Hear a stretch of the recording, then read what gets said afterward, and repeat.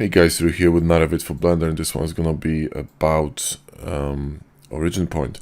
So let's say you got this kind of a rectangle, square, cube, or whatever, and it's perfectly fine. There's no chamfers, no nothing. So it's just a regular, rectangle box. Now let's say that we have this origin point in the middle, but we let's say we have it somewhere else for some reason. We want to reset it.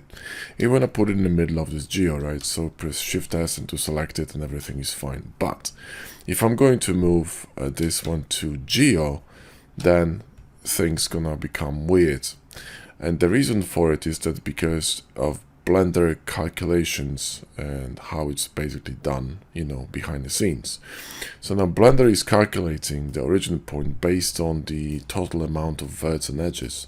So if you're gonna have some rogue verts in here in a corner or something, right, your origin point is gonna get kind of drawn towards them, if you know what I mean. So if you clean them up with machine tools, for example, press 3, and then we're gonna do the same thing. So Shift S and to geo and back to normal. So if you're gonna have this kind of a situation in the future that you have a vert somewhere here, like a rogue vert, right, somewhere in the corner, and then you're going to Shift S into geo, and your origin point is gonna get kind of skewed, kind of moved outside the logical center.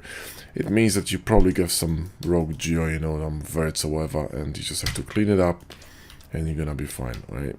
Well, there you go. That's it, guys. That's a very quick video on origin point and on how to make it behave properly. Thanks for watching. Catch you next one.